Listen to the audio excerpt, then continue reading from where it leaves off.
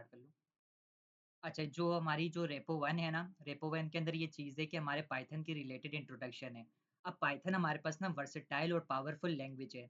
Just like के versatile इसको क्यों कहा जाता है? वर्सेटाइल के काफ़ी जगह यूज़ की जाती है। अच्छा, पावरफुल लैंग्वेज क्योंकि ये काफ़ी मतलब प्रोग्रामिंग लैंग्वेज है जिसके ज़रिए ना हम प्रोग्राम्स वगैरह इजीली बना सकते हैं। अच्छा, पाइथन हमारे पास ना डायनेमिक होती है। डायनेमिक्स मीन के लाइन बाय लाइन चल रही होती है। देन हमारे पास हाई लेवल लैंग्वेज होती है। हाई लेवल बताऊँ कि उन प्रोग्रामिंग लैंग्वेज को कहा जाता है जो कि मुसलमान उसको रीड कर सकें, राइट कर सकें और इज़िली उन पे काम कर सकें, ठीक है? और सिंपल सिंटैक्स वगैरह होते हैं। हाई लेवल लैंग्वेज ना हमारे पास ना क्या होता है कि ईज़ी टू राइट और मतलब ह्यूमन उनको लैंग्वेज पे इज़िली काम कर सके और उनको मशीन कोड में कन्वर्ट कर सके। और ये हमारे पास पाइथन इस वजह से ज़्यादा मशहूर है। अच्छा, इंटरप्रिएटर सिस्टम में ना काफ़ी ज़्यादा स्टूडेंट परेशान भी होंगे कि इंटरप्रिएटेड लैंग्वेज होती क्या है? इंटरप्रिएटर लैंग्वेज ना यहाँ पे सर इन्होंने बनाई थी पाइथन, जावा एंड रूबी। ये इनके पास ना डायरेक्टली जो सोर्स कोड होता है, जस्ट लाइक अगर हम यहाँ पे कोई भी कोड लिखते हैं, फॉर एग्जांपल अगर हम प्रिंट लिखते हैं हेलो वर्ल्ड, हेलो हेलो लिख लेते हैं और कंट्रोल जे कर लेते हैं, ये जो टर्मिनल है हमारे पास। अब ये टर्मिनल को आप ब्राउज़र भी समझ सकते हैं, टर्मिनल भी समझ सकते हैं। अगर ये जो भी कोड है, ये जो ब्राउज़र तक डायरेक्टली नहीं आता, ये जो कोड है डायरेक्टली यहाँ पे टर्मिनल पे नहीं आता है। जिसने बनाई है उन्होंने एक इंटरप्रिएटर सिस्टम रखा है जो इसके बीच में सारा काम कर रहा होता है, जो हमें दिखाई नहीं देता। वो कहते हैं कि आप अपना कोड लिखो और हम वो आपका काम हो जाएगा, लेकिन इसके बीच में एक इंटरप्रिएटर सिस्टम होता है। जावास्क्रिप्ट का भी होता है, पाइथन का भी होता है, ठीक है?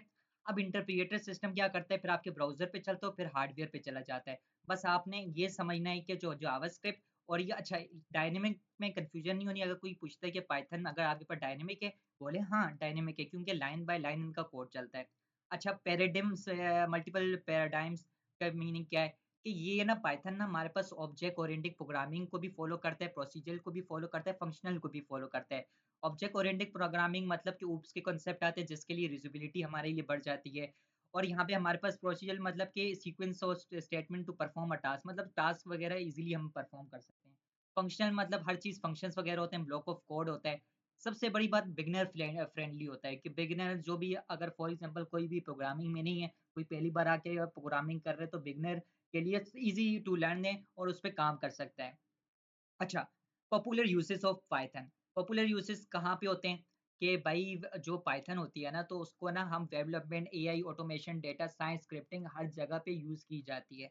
और बेसिकली जो भी चीज़ें मैंने ये पीडीएफ में बता रहा हूँ ना, ये सारा गेस ये है कि यहीं से मैंने उठाई हैं, इन्हीं सब का मजमुआ बनाया हुआ है। अच्छा, देन अगर यहाँ पे बस इसका ओवरव्यू लिया जाए तो बस पाइथन हमारे पास पॉपुलर लैंग्वेज है, हाई लेवल होती है, इंटरप्रिएटर लैंग्वेज होता है, मल्टीपल पैराडिम्स उसको फॉलो किए जाते हैं और हमारे पास काफ़ी जगह यूज़ की जाती है। अच्छा, पाइथन को ना हम एजेंटिक एआई के साथ बहुत ज़्यादा यूज़ करते हैं। जस्ट लाइक ये पाइथन के जो फ्रेमवर्क्स होते हैं, जब हम एजेंटिक्स बनाते हैं, लैंग्राफ जो अभी आगे हम पढ़ेंगे, लैंग्राफ, ऑटोजीपीटी, क्रीवाई, इनके साथ ना हम एजेंट्स बनाते थे, जो ऑटोमेशन हम ऑटोमेटिक टास्क हमारे परफॉर्म करते थे। जस्ट लाइक चैट जीपीटी हमारे पास है, जो उसको हम कोई भी प्रॉम्प्ट देते हैं ना, वो कोई टास्क परफॉर्म कराता है, उसको भी कहीं पे बनाया हुआ जाता है किसी फ्रेमवर्क पे। लेकिन अभी एक और चीज़ बताऊँगा कि ओपन एसडीके अभी सबसे ज़्यादा पावरफुल है, जिसके लिए इज़िली हम बना सकते हैं, ठीक है? क्योंकि हमें उनके लिए पे वगैरह नहीं करना पड़ता, जो अभी रिसेंटली हम अगले क्वार्टर्स में देखते हैं अगर वो ऐड हुआ, क्योंकि सर ज़िया अभी करा रहे हैं। अच्छा, रीफर्निंग और लर्निंग और एनएलपी क्या है? ये हमारा एआई का बिहेवियर चेक करता है और इसको मतलब बेटर करता है। अच्छा, बेसिकली आप सबको थोड़ी बहुत तो फास्ट वे में ट्रैक में जा रहा हूँ, बल्कि आपको वो वीडियो प्रोवाइड हो जाएगी, बाकी इनको रीड कीजिएगा, इंशाल्लाह बहुत ईज़ी ब करके बनाएँ। जब प्रैक्टिकल एप्लीकेशन क्या होती हैं? हम डेटा साइज़ के अंदर डेटा एनालिसिस मतलब डेटा के साथ मैनिपुलेशन कर सकते हैं, एजेंट के साथ भाई चैटबॉट बना सकते हैं। तो पाइथन यहाँ हर जगह पे चल रही होती है। वेब डेव में वेबसाइट्स और एपीआईज़ बनाने के लिए काम किया जाता है। अच्छा, फॉर एग्जाम्पल अगर आप यहाँ पे कोड कोई भी लिखते हैं, अच्छा इसको मैं थोड़ा क्रॉस कर लूँ, ये आपका कोड डायरेक्टली टर्मिनल पे नहीं आता, आउटपुट पे शो नहीं होता, इसके पीछे एक प्रोसीजर होता है। जस्ट लाइक पाइथन का ना एक कंपाइलेशन कोड होता है, वो बाइट कोड में जाता है। अब बाइट कोड क्या होता है वो हमें समझने की जरूरत नहीं है, आपको बस इतना पता होना चाहिए कि बाइट कोड में कन्वर्ट होता है। उसको हम देखेंगे भी कि बाइट कोड एग्जैक्टली पीछे किस तरह काम कर रहा होता है। और बाइट कोड होता है ना, जो हमारे पास बाइट कोड होता है वो जाता है binary language. Binary language mean कि जो कंप्यूटर को समझ आती है 1010, जो बाइनरी नंबर्स होते हैं। अगर इनकी मैं अगर आपको अभी इसको क्लियर कर लेता हूँ, ठीक है, इसमें परेशान नहीं होना। आपने ये समझना है, देखें ये हमारे पास वीएस कोड है, ठीक है, वीएस कोड पे हमने अभी यहाँ पे क्या किया है, ये कोड पे लिखा हुआ है, ये हमारे पास डॉट पी वाई की फाइल है। ये जस्ट लाइक ये हमारे पास डॉट पी वाई की फाइल है। अब ये डायरेक्टली हमारे पास क्या है, ये सीधा डायरेक्टली हमारे पास ब्राउजर पे नहीं जाता, इसके बीच में इंटरप्रिएटर सिस्टम लगा हुआ है, जस्ट लाइक हमने बोला था कि इंटरप्रिएटर सिस्टम होता है। ये क्या करते हैं, आपके कोड को ना लाइन बाय लाइन यहाँ पे कंपाइलर उसको रीड करता है और फिर ये बाइट कोड में जाता है। बाइट कोड मीन ये बाइट कोड जो इंटरमीडिएट लेवल लैंग्वेज होती है, जो भी सोर्स कोड और रनिंग कोड के बीच में होती है। अब बाइट कोड को हम देखेंगे भी मैनुअली, ठीक है। और वर्चुअल सिस्टम क्या करता है, बाइट कोड को ना बाइनरी कोड के अंदर डालता है और ब्राउजर पे हमारे पास चल जाता है। और जो लाइब्रेरीज हम यूज करते हैं वो हमारे पास वर्चुअल मशीन हैंडल कर रही होती है। तो इट्स मीन कि हमारे पास इंटरप्रिएटर सिस्टम होता है जो हमारे कोड को कंपाइल करता है, यहाँ पे एरर स्ट्रक्चर और हर चीज देखी जाती है।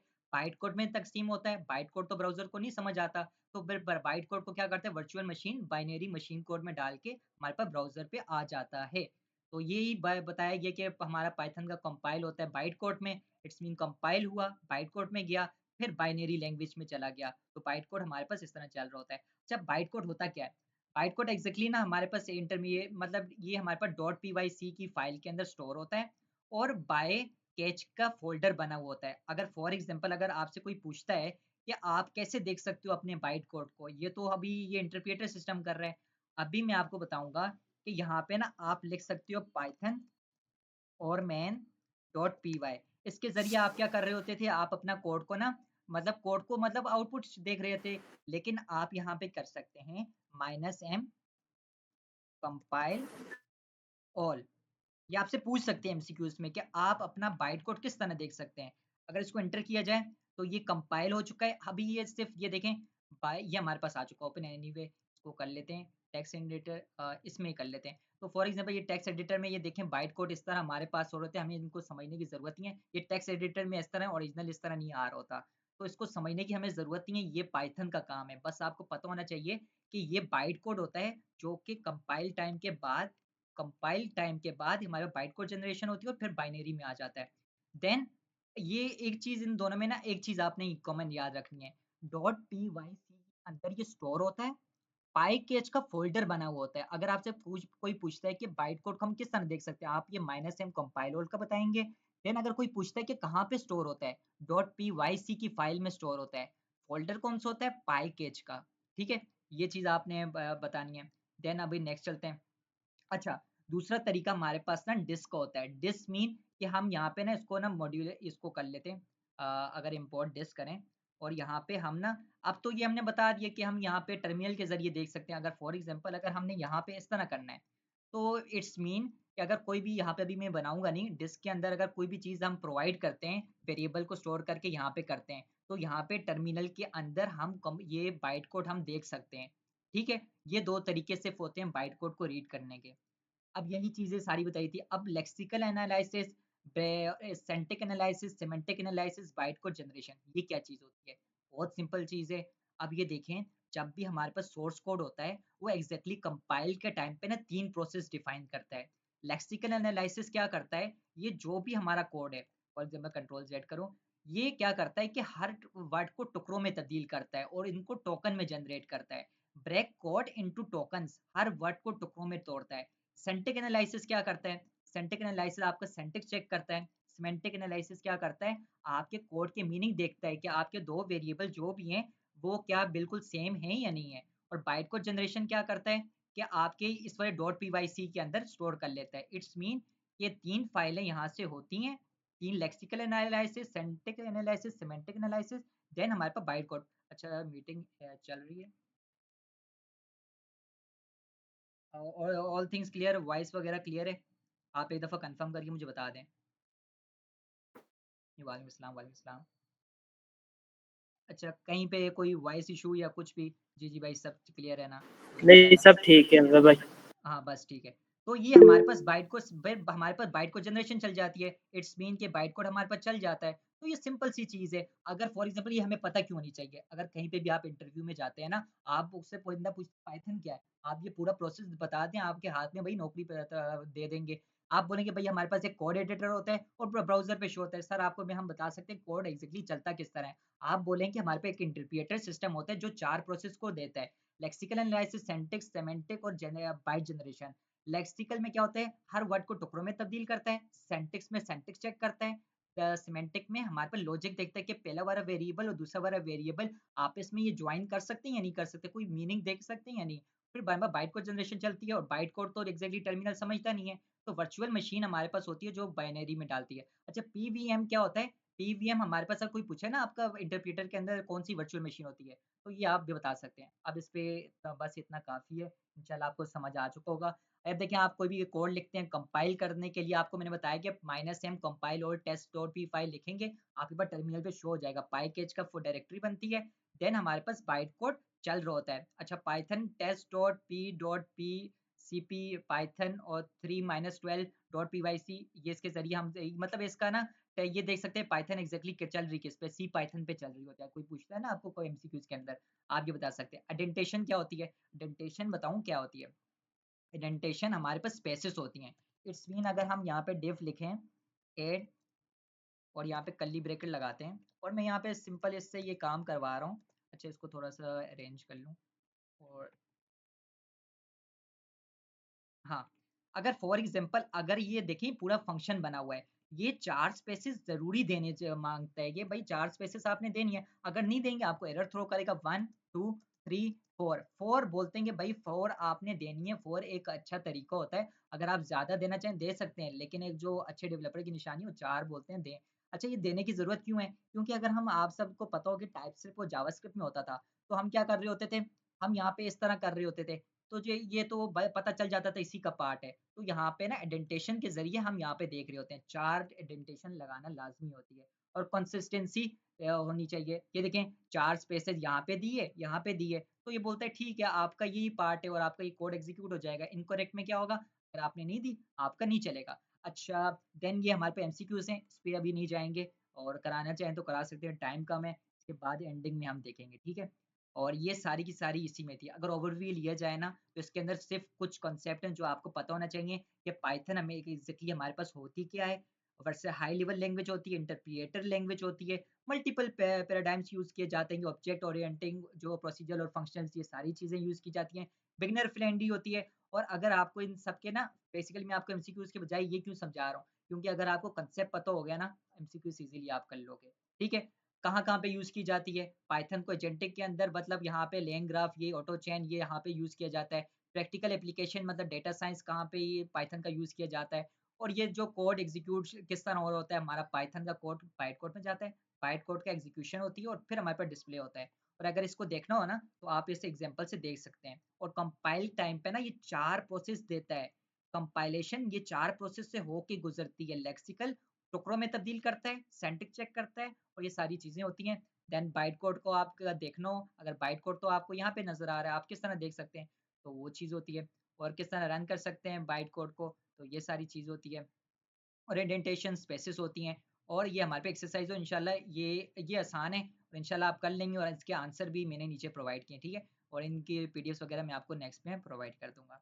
नेक्स्ट कर लेते हैं। नेक्स्ट हमारे पास सेकंड डेटा टाइप्स है, ठीक है। ओपन।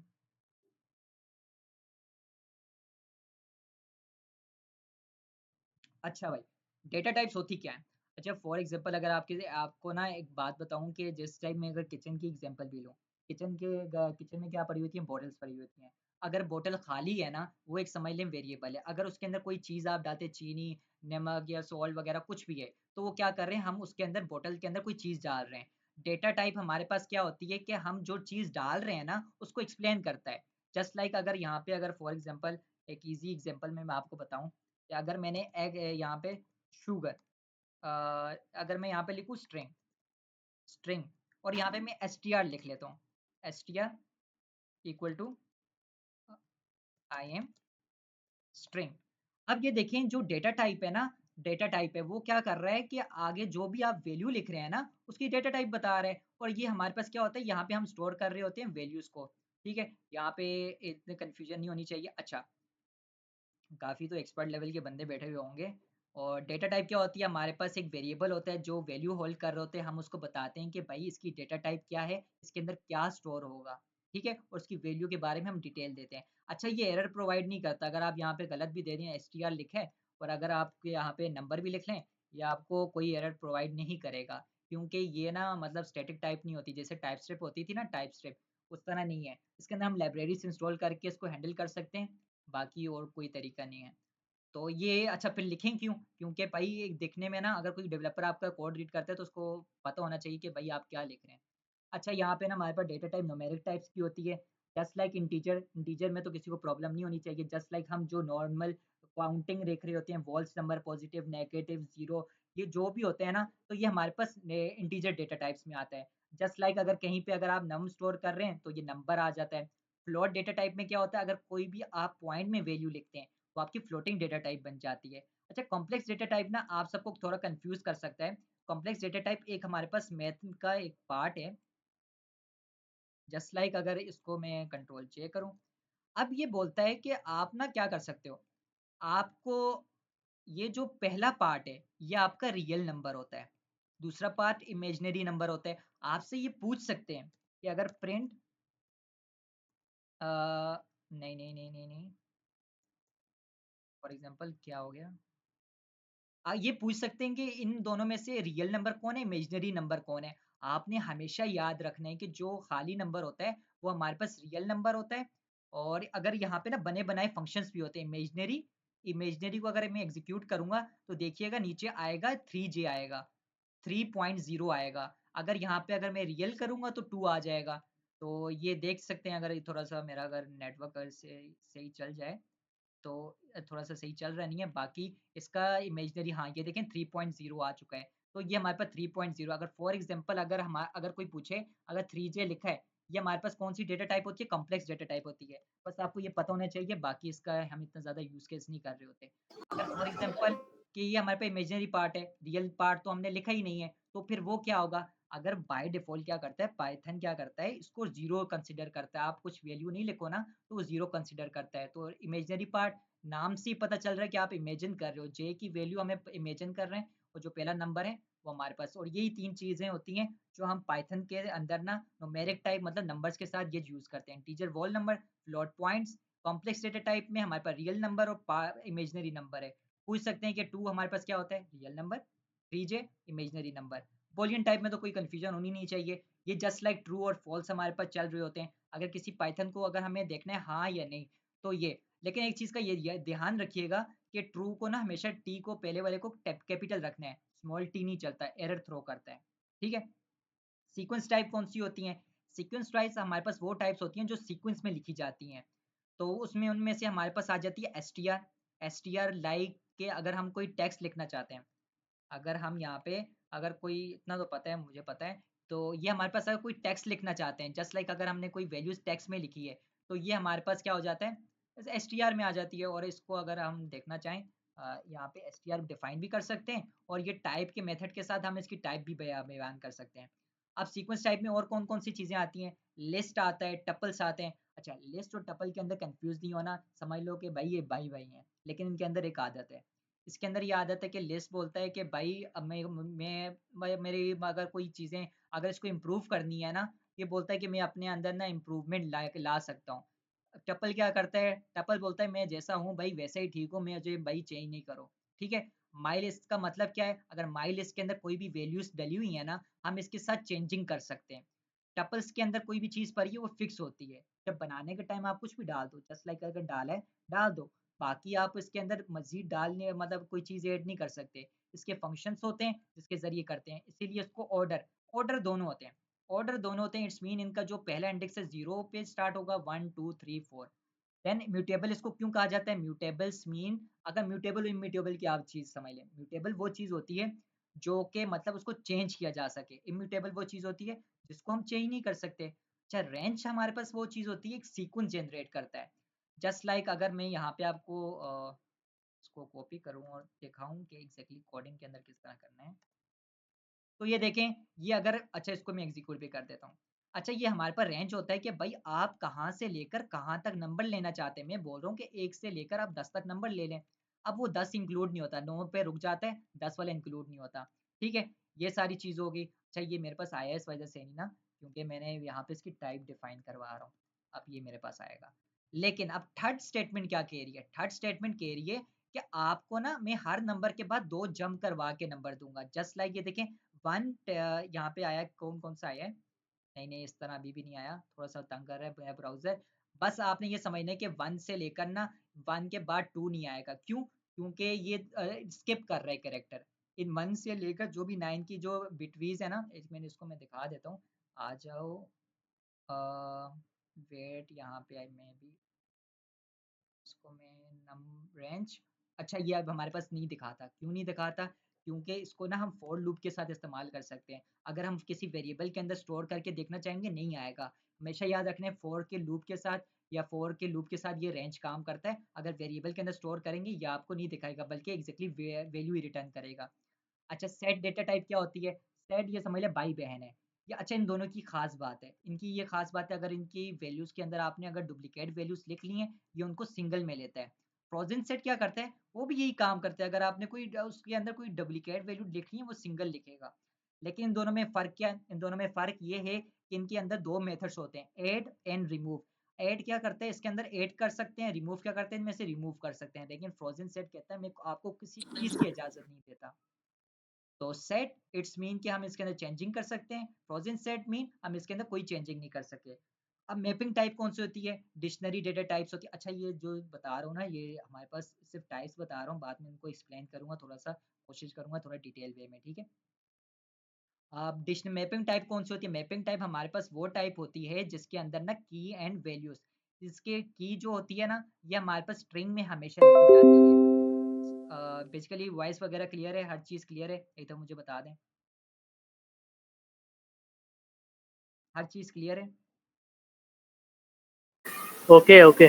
ओके अच्छा तो ये डिक्शनरी टाइप हमारे पास होती है की एंड वैल्यूज का प्रिपेयर होता है अच्छा बाइनरी टाइप कौन सी होती है बाइनरी टाइप्स हम ना फाइल इमेजेस के साथ यूज करते हैं अगर आपको कहीं पे अगर बोलते हैं ना कि बाइनरी टाइप्स कौन सी होती है अगर एमसीक्यूज में पूछ देते हैं तो जहाँ पे बी लगा हुआ होगा ना तो समझ लें वो डेटा टाइप हमारे पास कौन सी है बाइनरी डेटा टाइप से है और इनको हम रीड करने के लिए हम यूज करते हैं लेकिन हमारे पास बाइट जो चीज़ होती है आई थिंक इसको मैंने इतना नोटिस नहीं किया बाइट ये जो कोड होता है ना एग्जैक्टली यही होता है अब बाइट कोड ये जो होता है ना इसके करेक्टर्स होते हैं हर चीज के करेक्टर बने हुए होते हैं जस्ट लाइक अगर ये देखिए 65 जो करेक्टर होता है ना इसको ए कहा जाता है 66 जो होता है उसको बी कहा जाता है अगर आप कहीं पे देखें ना कि बाइट करेक्टर कौन कौन से होते हैं ए से लेकर जेड तक तो 65 से स्टार्ट होता है और वो जेड तक स्टार्ट होता है फिर स्मॉल लेटर्स में स्टार्ट होता है और आई थिंक 98 पता नहीं इस तरह जाके कंप्लीट होता है लेकिन इन दोनों में एक फर्क है हम बाइट एरे को चेंज नहीं कर सकते लेकिन बाइट के अंदर चेंज नहीं कर सकते लेकिन बाइट एरे हमारे पास एक फंक्शन है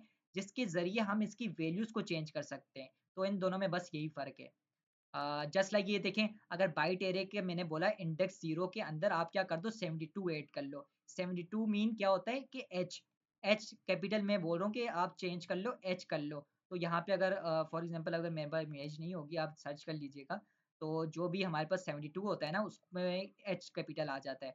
तो यहाँ पे कौन सी वैल्यू हमने स्टोर करवाई हुई है यहाँ पे इट्स मीन के जीरो इंडेक्स इट्स मीन ये जो है ये हमारे पास एच में भाई रिप्लेस हो जाएगा देखिए एच बी सी आ चुका है और ये सारी चीज़ें और इसमें बाइनरी इट्स मीन टू होते हैं जो हमारे पास मशीन कोड होता है बस 0 और 1 के साथ हम लिख सकते हैं ऑक्टल 0 to 7 तो ये सारी चीज़ों को आप रीड कर लीजिएगा ठीक है और ये हमारे पास क्या होता है हम जो कोड होता है हमने क्या बोला था बाइट कोड को हम रीड नहीं कर सकते यहाँ पे हमारे पास एक फंक्शंस होता है जो डिकोड करता है इसके ज़रिए ना हम अपने जो भी हमारे पास ये पूरा जो हमने बाइट का एरे लिखा हुआ है हम इसको देख सकते हैं कि ये एग्जैक्टली क्या बनता है तो ये हमारे पास आउटपुट ए बी सी भी आना चाहिए था इसको इसने 67 ने किया सी भी आना चाहिए था और बस इसको फाइल को हम रीड वगैरह कर सकते हैं तो इसका अगर ओवरव्यू लिया जाए ना तो इंटीजर डेटा टाइप कौन सी होती है जो हम नंबर्स लिख रही होती है नॉर्मल लाइफ्स में फ्लोट में हमारे पास पॉइंट आ जाता है कॉम्प्लेक्स डेटा टाइप में हमारे पास रियल नंबर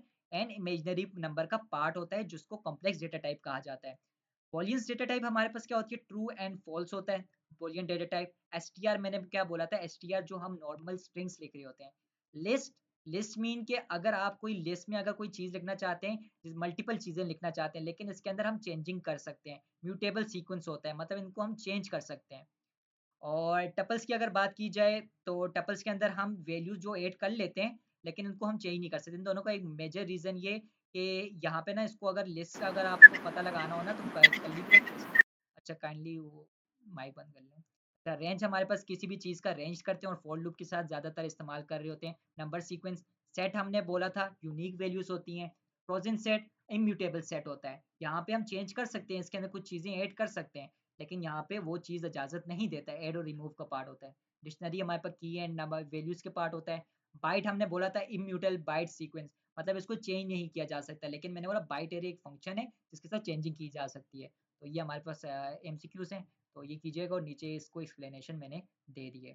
ठीक है, अब नेक्स्ट पार्ट में चले जाते हैं। और ये टेंशन नहीं लें, ये सारे के सारे जो भी चीज़ें मैंने यहाँ पे प्रोवाइड की है ना, तो ये सारा ज़्यादा ये सारी उसी में है। ठीक है, ये सर की रेपो से ही किए हैं और इन्हीं में से एमसीक्यूज बनेंगे। ठीक है, डेटा टाइप सारी यही थी। अब हमारे पास थर्ड रेपो में चले जाते हैं। यहाँ तक वेट, अगर कोई सवाल हुआ ना तो एंडिंग में ले लेंगे। इसको अभी ओपन कर लेते हैं। ओपन हो चुका है। अब जो थर्ड हमारे पास रेपो थी ना, थर्ड रेपो के अंदर ना हमारे पास दो कुछ कंसेप्ट हैं जो आपको समझ आने चाहिए। जस्ट लाइक हमारे पास ऑपरेटर, ऑपरेटर हमारे पास वो ऑपरेटर्स होते हैं जो प्लस माइनस डिवाइड जो भी सिंबल्स हों। जस्ट लाइक अगर मैथमेटिक के अंदर जो भी सिंबल्स हो ना, उनको हम ऑपरेटर कहते हैं। यहाँ तक तो किसी को कंफ्यूजन नहीं होगी, प्लस माइनस जो भी सिंबल्स हैं उनको ऑपरेटर कहा जाता है। ऑपरेंड्स किस पे कहा जाता है? ऑपरेंड्स वो होते हैं, अगर इसको मैं कॉपी करूं और यहाँ पे एग्जीक्यूट करूं, इन दोनों को आप समझिएगा।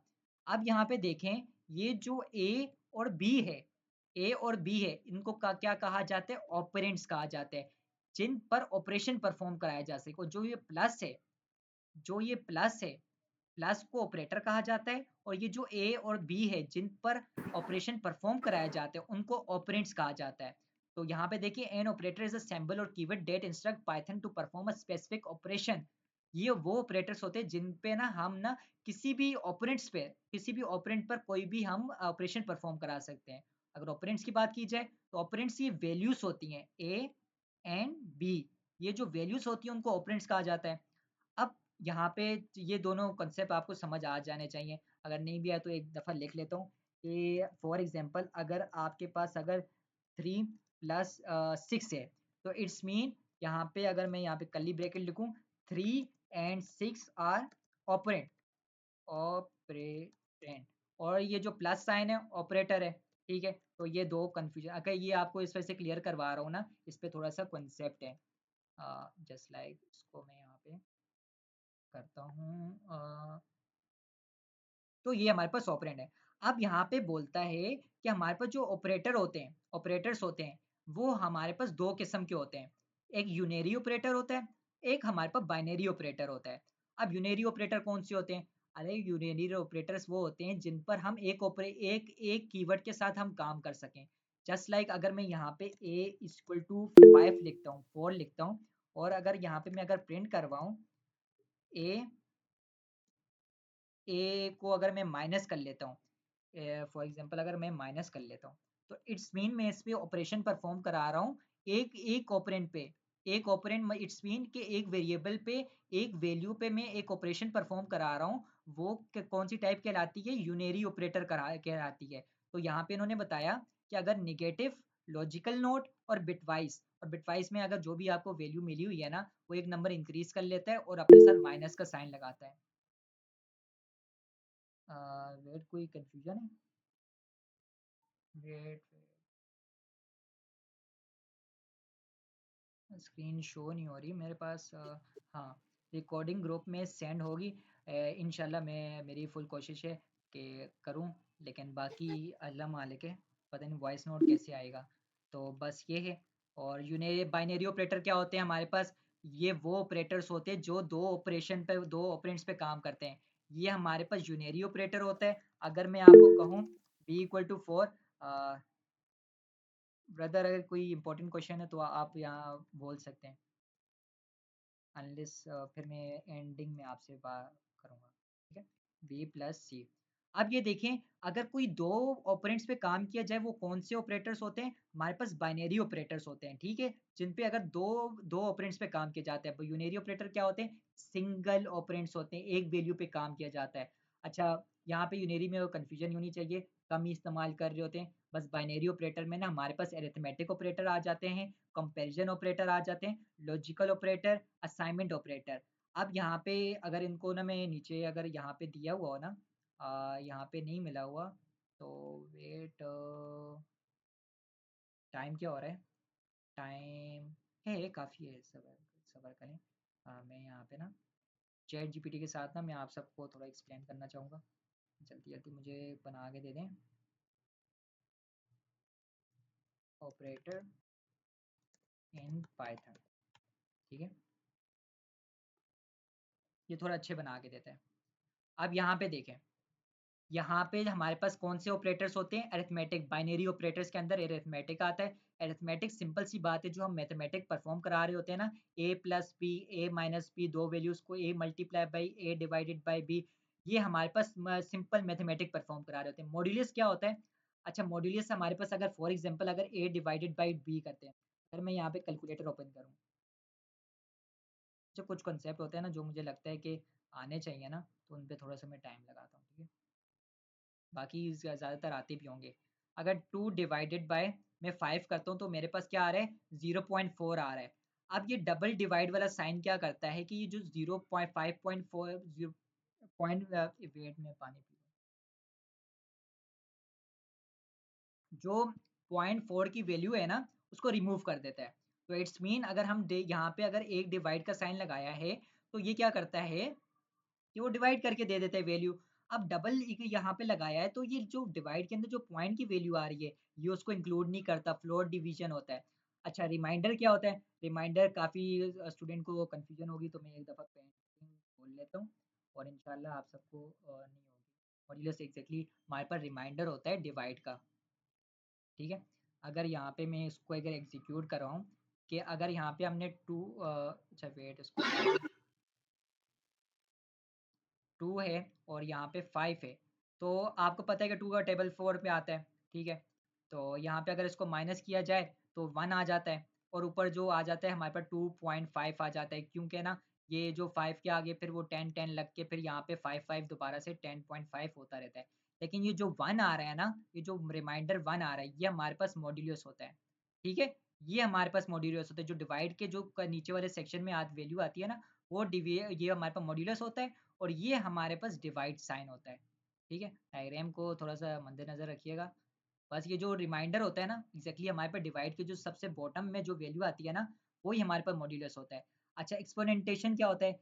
अगर जो भी हमारे पास फॉर एग्जांपल अगर यहाँ पे मैं इसको कहूँ, फॉर एग्जांपल अगर मैं इसको मॉड्यूलस क्या था, अगर मैं यहाँ पे प्रिंट करूँ, प्रिंट 3 मॉड्यूलस 2, तो इट्स मीन कि जो भी 3 वाला नंबर है, ये आपने इसको 2 दफ़ा मल्टीप्लाई करना है। जस्ट मीन कि 3 मल्टीप्लाई बाय मल्टीप्लाई बाय 3, इन दोनों को आपने 2 दफ़ा करना है। अगर यहाँ पे 3 होगा तो ये एक इंक्रीज़ हो जाएगा।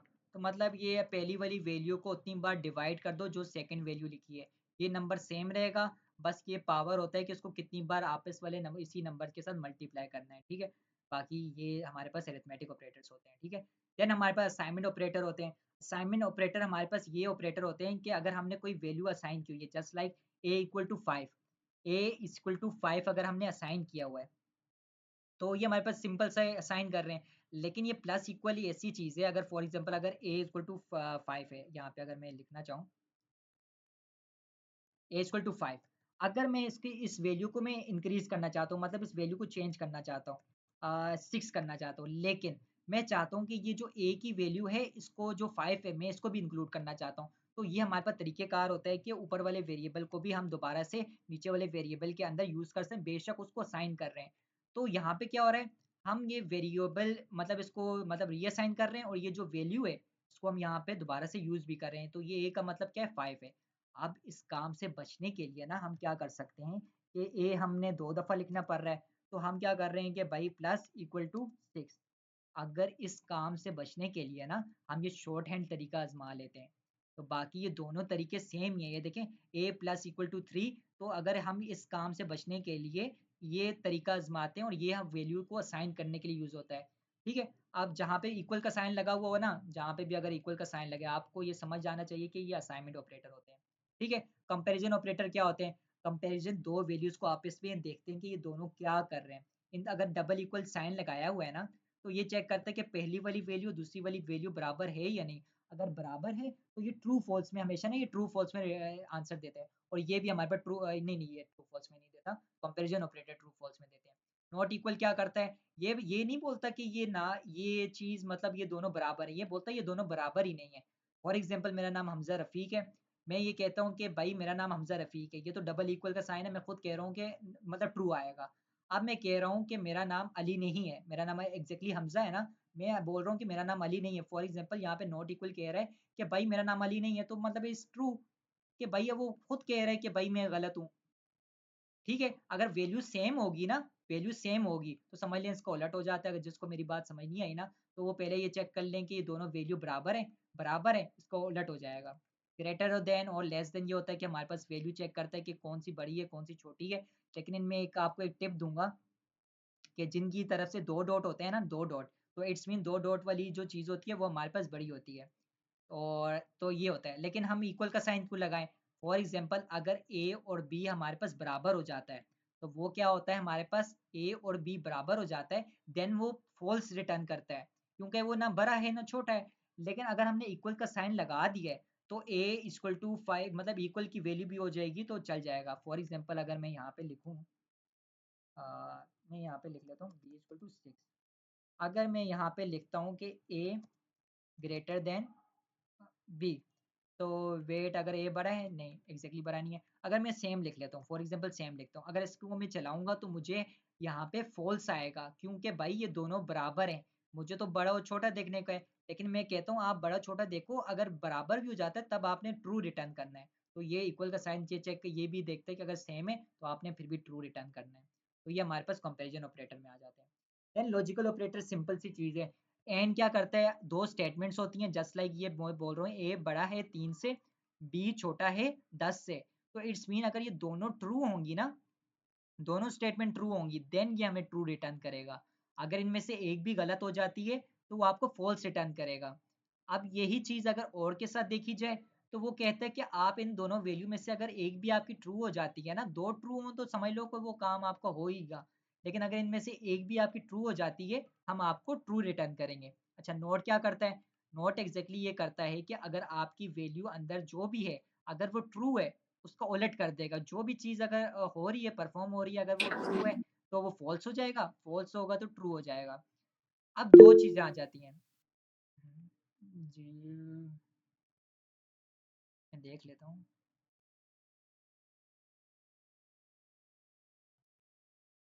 रिकॉर्डिंग ग्रुप में अच्छा मैं इट्स मीन मैं समझा कि कोई। देन हमारे पास बिटवाइज ऑपरेटर आ जाते हैं। बिटवाइज ऑपरेटर इतना ज़्यादा नहीं पढ़िएगा क्योंकि उसमें इतना ज़्यादा है नहीं, इतना ज़्यादा यूज़ केस होता नहीं है। इस पे मैं टाइम वेस्ट नहीं करना चाहूँगा, ठीक है। बाकी आप पर्सनल स्टडी कीजिएगा, मैंने इसको नहीं किया। अच्छा, मेंबरशिप ऑपरेटर हमारे पास ना, मेंबरशिप ऑपरेटर होते हैं कि क्या मैं ये कह रहा हूँ कि ये जो ए है क्या ये मौजूद है ये हमजा वाले वर्ड के अंदर। तो एन ऑपरेटर क्या करता है कि आपने जो भी पहले वाली वैल्यू दी है क्या वो इस वाली वैल्यू के अंदर मौजूद है या नहीं। आप बताएं ए क्या मौजूद है इसके अंदर, एग्जैक्टली है तो ये आपको ट्रू रिटर्न कर देगा। मेंबरशिप का काम क्या है, ये टेस्ट करता है कि आपकी जो भी वैल्यू है क्या ये इनके बाद वाली जो भी चीज़ है उसके अंदर मौजूद है या नहीं। इन ये बस ये करेक्टर डिफाइन करने का काम करता है। अब नॉट इन क्या करता है, नॉट इन ये बोलता है कि बी जो है ना इस हमजा के करेक्टर के अंदर है ही नहीं। ये दोनों ट्रू रिटर्न करेंगे, क्यों, क्योंकि ये बोल रहा है कि भाई ए क्या इसके अंदर मौजूद है। ये सवाल कर रहा है कि ए इसके अंदर मौजूद है, हाँ मौजूद है।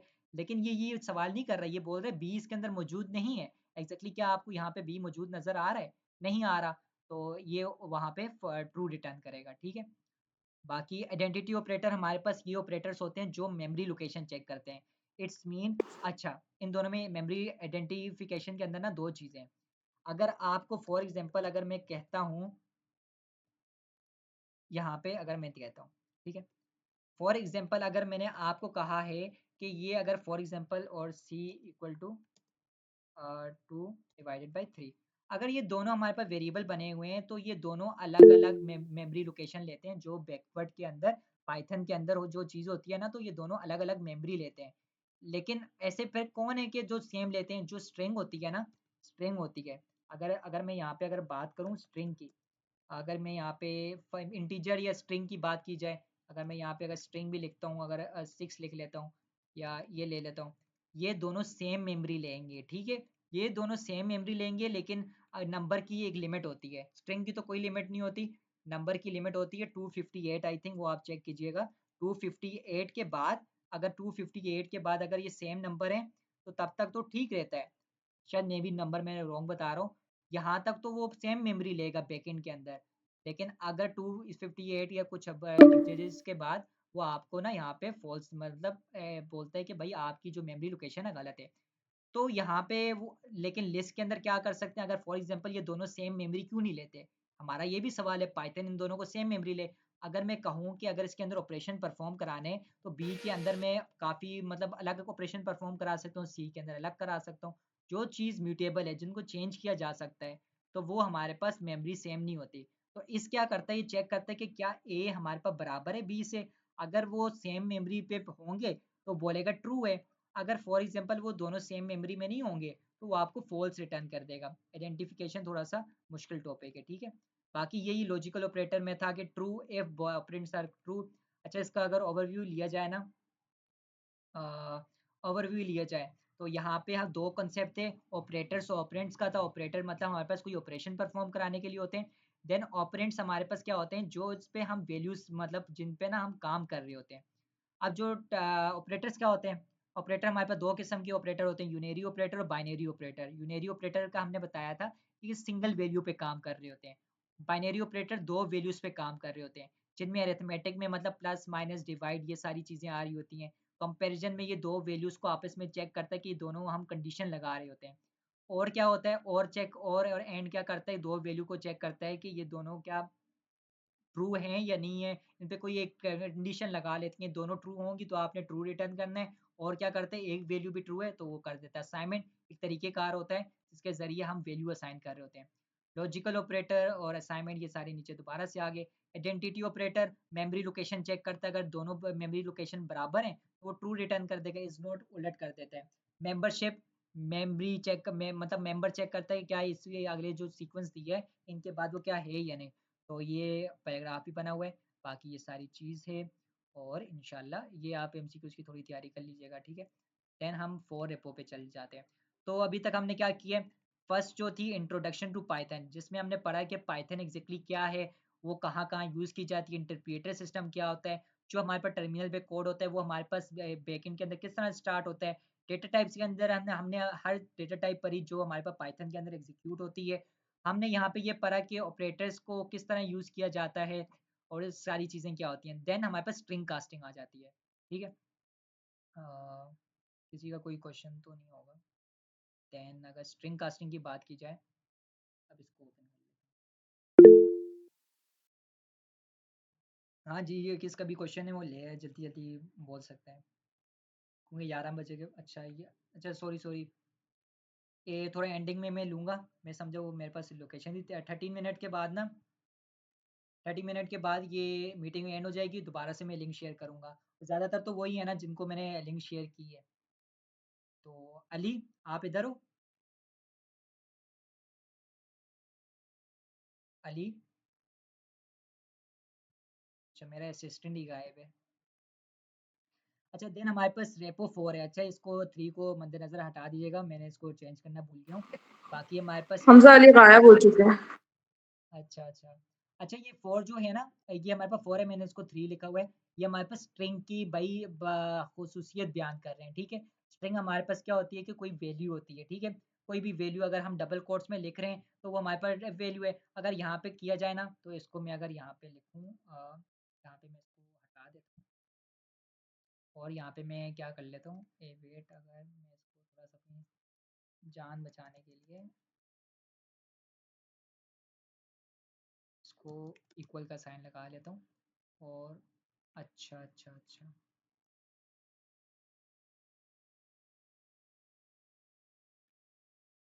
ठीक है। अब ये देखें, हमारे पास हम सिंगल कोट में भी वे हम ये स्ट्रिंग लिख सकते हैं, डबल में भी लिख सकते हैं, ट्रिपल में भी लिख सकते हैं। लेकिन भाई इन सब के फ़ायदे क्या हैं? हम ये क्यों 3-3 चीज़ें फ़ॉलो करें?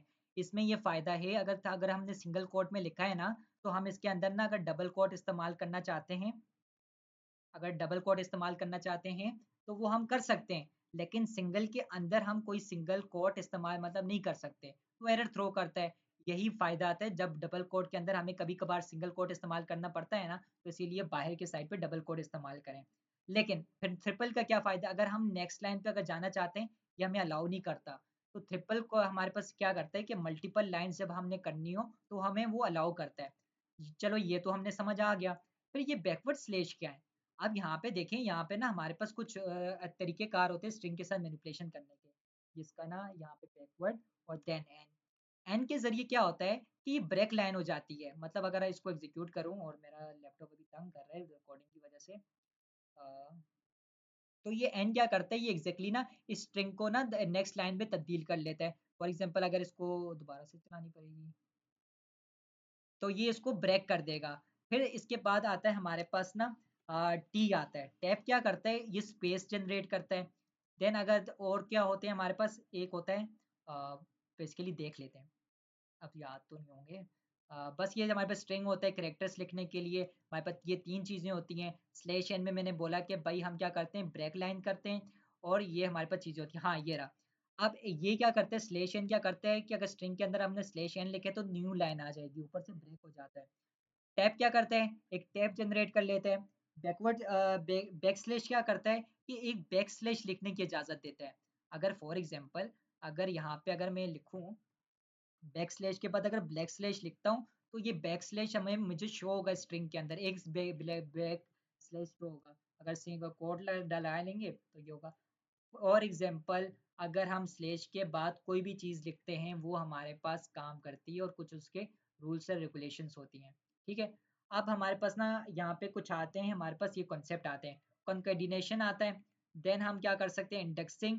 अगर फॉर एग्जाम्पल अगर मैं अगर टाइम क्या हो रहा है, टाइम कम हो रहा है, वरना कौन सी रेपो 4 है ना, तो उसके एंडिंग में सवाल जवाब भी 11 बजे फिर बंद भी करनी है। तो कॉन्केडिनेशन क्या है कि हम दो स्ट्रिंग को ना आपस में जोड़ देते हैं। इट्स मीन जो पहली स्ट्रिंग है और दूसरी स्ट्रिंग है, अगर इसके बीच में हम प्लस का साइन लगा रहे हैं, इट्स मीन दो स्ट्रिंग को आपस में जोड़ देते हैं। अगर फॉर एग्जांपल अगर मैं आपको कहूँ, अगर मैं यहाँ पे हटाऊँ और इसको मैं एक वेरिएबल में स्टोर कराऊँ, या प्रिंट में स्टोर करा देते हैं, प्रिंट में स्टोर करा देते हैं।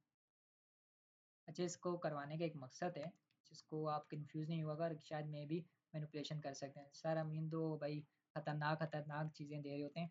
तो अगर फॉर एग्जांपल अगर आप यहाँ पे कहते हैं कि इसका आउटपुट क्या आएगा, तो आउटपुट अगर आप सोच रहे हैं कि इसके बीच में स्पेस आएगी, अच्छा ये चल रहा क्यों नहीं है मेरे पास, अ, हाँ ये आ रहा है, हेलो वर्ल्ड आ रहा है। अगर आप ये सोच रहे हैं कि इसके बीच में जो स्पेस है ये क्यों नहीं आई, भाई ये जो दो स्ट्रिंग्स है ना, दो स्ट्रिंग्स हैं, ये दो स्ट्रिंग आपस में कनेक्ट हो रही है, बीच में अगर इसमें अगर स्पेस होती तो हमसा, क्या होगा। ये स्क्रीन शो नहीं हो रही है। ओके होल्ड, ठीक है, अब हो रही है। हो रही है। अच्छा जी, अब हो रही है। ये जो स्पेस आ रही है, स्पेस हमारे पास इंक्लूड नहीं होगी, बल्कि अगर ये डबल कोट्स के अंदर अगर स्पेस होती है तो आ जाएगी। तो इससे मैनिपुलेशन कर सकते हैं कि इसमें अगर आपको ना स्पेस दे दें ऑप्शंस में, तो आपने ये चीज़ ध्यान रखनी है कि ये जब दो स्ट्रिंग को आपस में कनेक्ट करते हैं तो बीच में हमारे पास स्ट्रिंग नहीं आती।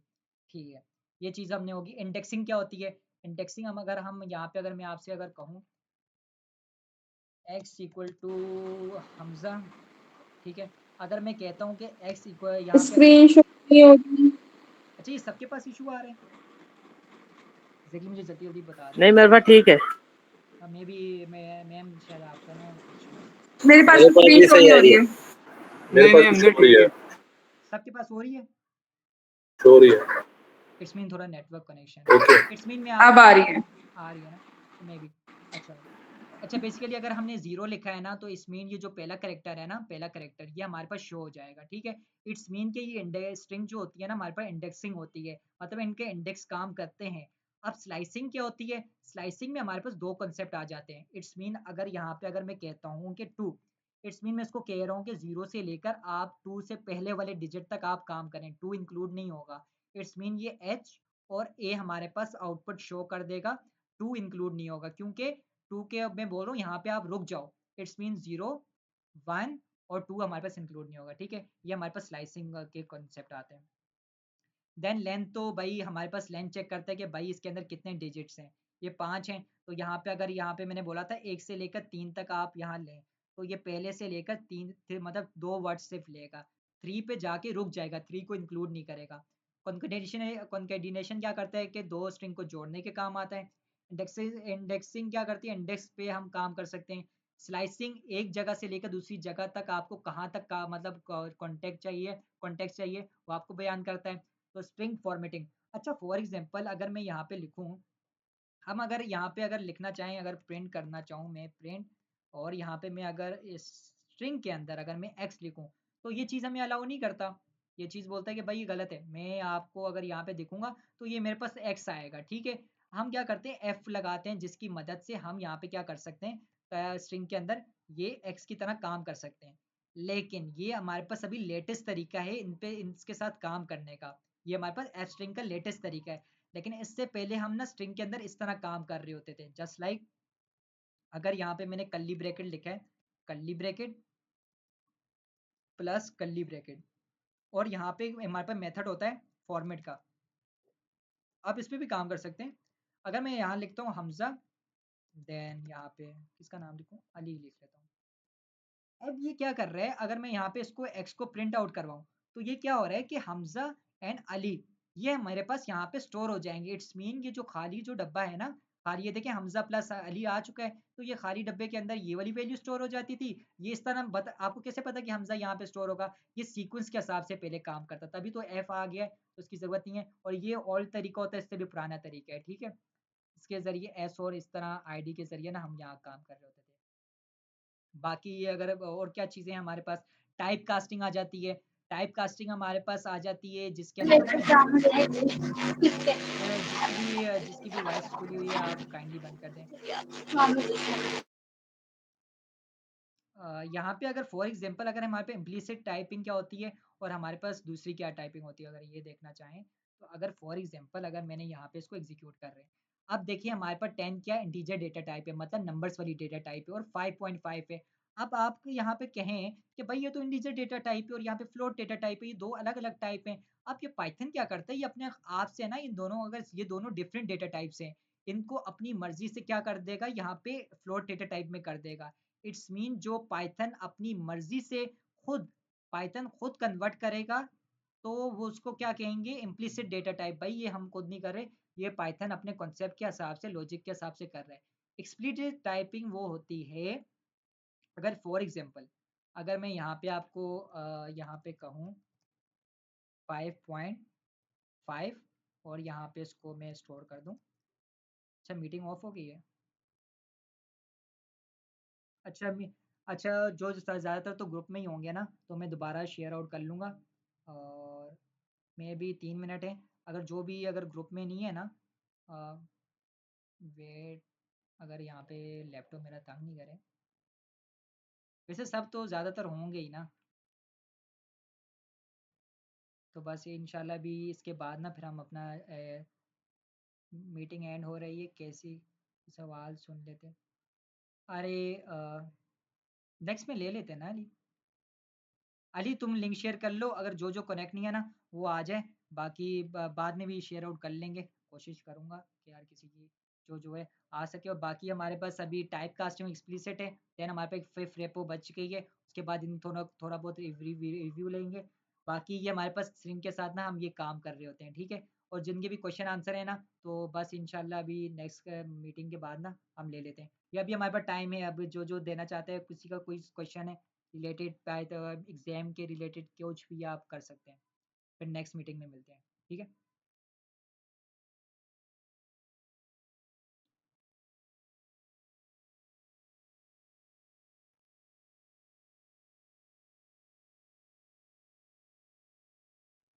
अच्छा रिकॉर्डिंग मेरी ऑफ थी, 1 मिनट थोड़ा सा पीछे चला जाऊँ। अच्छा इम्प्लिसिट डेटा टाइप वो होती है जो ऑटोमेटिकली कन्वर्ट हो जाती है। एक्सप्लिसिट डेटा टाइप वो होती है जो हम मैनुअली किसी चीज़ को हम कन्वर्ट करवाते हैं। इसके कुछ फंक्शंस होते हैं, just like split method. Split method क्या करता है कि अगर हमने जहाँ पे कुछ भी चीज़ दी है, जस्ट लाइक मैं कह रहा हूँ कि ए जहाँ पर भी है वहाँ पे आप स्प्लिट कर दो। इट्स मीन एच के बाद हमारे पास ए था, तो यहाँ से स्प्लिट हो चुका है, मतलब ये हट गया है, और ये हमारे पास ना लिस्ट में कन्वर्ट करके देता है। देन हमारे पास ज्वाइन का मेथड होता है। ज्वाइन दो स्ट्रिंग को आपस में ज्वाइन या कोई भी चीज़ ज्वाइन करने के लिए हम करवाते हैं कि भाई ज्वाइन के अंदर जो भी चीज़ है ये एग्जिस्टिंग स्ट्रिंग के अंदर ज्वाइन हो जाए।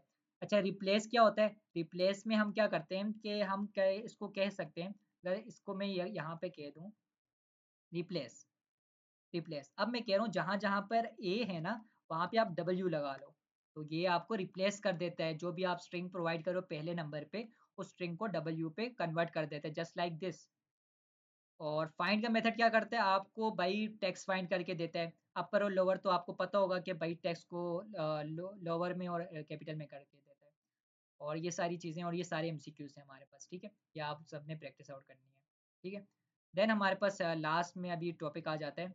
लास्ट टॉपिक हमारे पास फिफ्थ रेपो है। पेट ओपन नहीं हो रहा।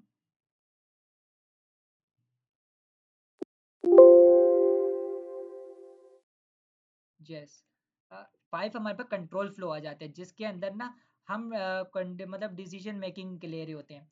अच्छा, इंट्रोडक्शन टू कंट्रोल फ्लो। अच्छा, कंट्रोल फ्लो क्या होता है कि पाइथन का जो भी स्टेटमेंट है ना, वो एग्जीक्यूट किस तरह होती है, डिसीजन मेकिंग किस तरह होती है, इफ एलिफ और एल्स स्टेटमेंट जो भी होती है ना, अलोंग विद कंपैरिजन और लॉजिकल। मतलब आपका जो भी कोड की स्टेटमेंट हो, जो भी अगर कोड है, वो आपका चलना किस तरह चाहिए, उस पर कोई भी आप लॉजिक लिखते हो या उस पे आपका किस तरह आपका कोड चलना चाहिए, और वो आप तक होता है, लेकिन वो किसके जरिए हम कर रहे होते हैं, इफ एलिफ और एल स्टेटमेंट के जरिए। देन हमारे पास होता है कंपैरिजन और लॉजिकल। आप कहेंगे भाई इफ एलिफ तो समझ आता है कि ये हमारे पास कंडीशन लगा रहा होता है और हर चीज कर रहा होता है, लेकिन इफ और एलिफ के अंदर हम लॉजिकल और कंपैरिजन ऑपरेटर का इस्तेमाल करते हैं कि अगर ये चीज ऐसी है तो आपने ये चला देनी है। अगर मतलब फॉर एग्जांपल अगर मैं कहता हूँ ए इक्वल टू बी, तो आपने चला दे देना, नहीं है तो आपने नहीं चलाना। तो इफ के अंदर हम कंपैरिजन का इस्तेमाल करते हैं, इसलिए ये सारी चीजें दी हुई हैं। कंपैरिजन हम पढ़ चुके हैं कि इक्वल दो वैल्यूज को आपस में इक्वल करने के लिए चेक किया जाता है। नॉट इक्वल नॉट मतलब कर लेते हैं। ग्रेटर देन लेस देन हमारे पास मतलब ग्रेटर और लेस देन करने के काम आता है। ग्रेटर देन और इक्वल टू हमारे पास मतलब वैल्यू को बड़ा और छोटा करने के काम आता है। और लेस देन और इक्वल मतलब कि इक्वल, ये सारी चीजें करने के काम आते हैं, ठीक है। बाकी अगर इन सबको देखा जाए तो ये सारी इम्प्लीमेंटेशन बता दी है इन्होंने, यहीं पे टेस्टिंग की है। लॉजिकल हमने बोला था एंड क्या करता है कि अगर दोनों वैल्यू अगर हमारे पास ट्रू होंगी तभी चलेगा। अगर इफ क्या करता है ना, इफ आपकी ना स्टेटमेंट को चलाता है। इफ मतलब कि अगर इफ के अंदर हम ये लिख रहे हैं कि भाई एज अगर 18 के बराबर, मतलब एज क्या बड़ी है 18 से, और स्टूडेंट अगर मौजूद है मतलब ट्रू है, तो आपने इस कोड को चला लेना है। तो क्या एज बड़ी है, एज 25 है, तो इट्स मीन के अगर मैं इसको थोड़ा बड़ा करना चाहूंगा कि एज बड़ी है 25 से, इट्स मीन ये ट्रू है। और ये इस स्टूडेंट भी हमारे पास ट्रू है, तो इट्स मीन जब दोनों ट्रू होंगे और इसके बीच में एंड ऑपरेटर है जो डिसाइड करता है कि दोनों ट्रू होंगे, तो तभी ये कोड चलेगा। तो ये ऑपरेटर्स और इफ के साथ हम काम कर रहे होते हैं। तो यही है, the if statement execute a block of code if condition is true. एक कंडीशन ट्रू होगी तो आपका इफ का कोड चल जाएगा, लेकिन इंडेंटेशन लगाना लाजमी होती है, ठीक है। एल्स स्टेटमेंट, जब आपकी अगर फॉर एग्जांपल ये कोड आपका गलत हो जाता है, आपका ये कोड गलत हो जाता है, तो एल्स स्टेटमेंट क्या करती है कि अगर ये फॉर एग्जांपल अगर नंबर बड़ा है जीरो के, फॉर एग्जांपल नहीं है, आप बोलेंगे 5 है तो ये बड़ा है, नहीं नहीं नहीं, माइनस जो होता है ना वो जीरो से भी छोटा होता है। जीरो से जो पीछे वाले नंबर आते हैं ना वो माइनस में आ जाते हैं, -1 -2। तो इट्स मीन -5 छोटा है जीरो से, इट्स मीन कि ये स्टेटमेंट फॉल्स है, ये -5 बड़ा नहीं है। तो फिर एल्स चल जाएगा। तो एल्स तब चलता है जब हमारी कोई भी कंडीशन ट्रू नहीं होती।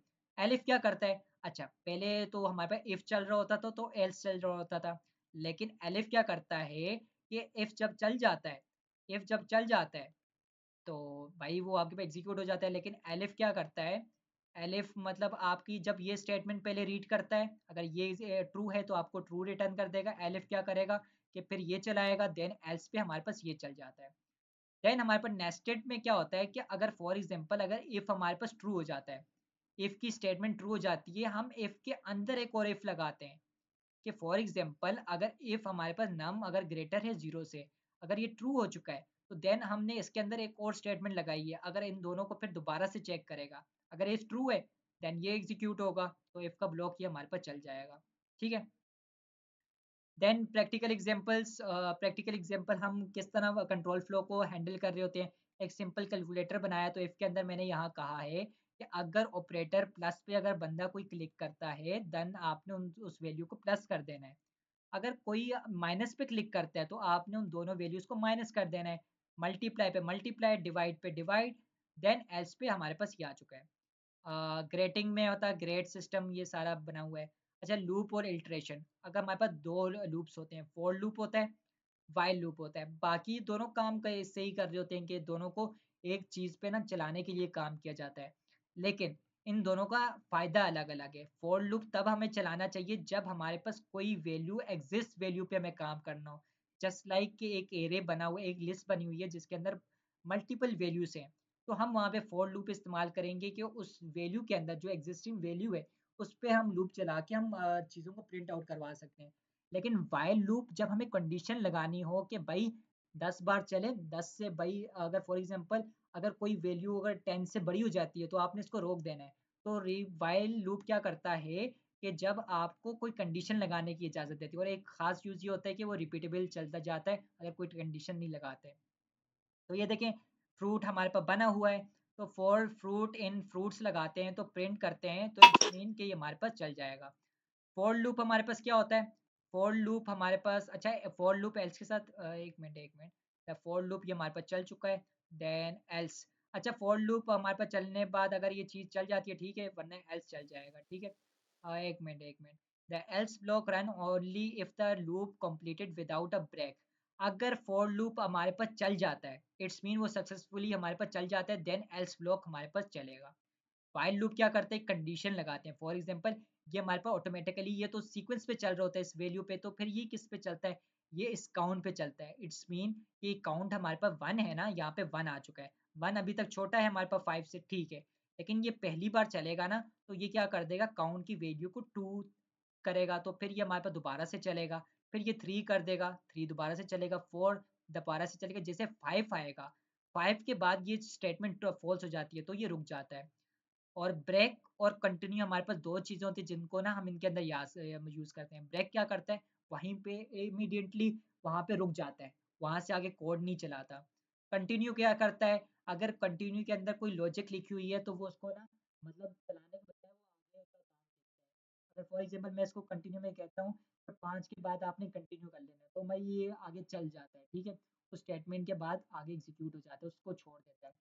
नेस्टेड में मतलब मल्टीपल एक फॉर लूप के अंदर एक फॉर लूप बनाते हैं, तो ये हम टेबल जनरेट करने के लिए करते हैं। और ये हमारे पास एमसीक्यूज के जनरेशन सारी चीज़ें हैं, ठीक है। और इसके बाद किसी का कोई क्वेश्चन आंसर कुछ भी चीज़ है आप सब बता सकते हैं। और मैं कोशिश ये करूँगा ना, अगर फॉर एग्जांपल मुझे पता है कि ज़ाहिर सी बात है कि चीज़ें काफ़ी ज़्यादा कॉम्प्लिकेटेड हैं, क्योंकि इतनी ज़्यादा इजीली आप सब तो नहीं कर सकते ना। तो मैं कोशिश करूँगा ये जो मैंने रिकॉर्डिंग प्रोवाइड की है ना, और बस मैं अभी इसको ऑफ करने लगा हूँ,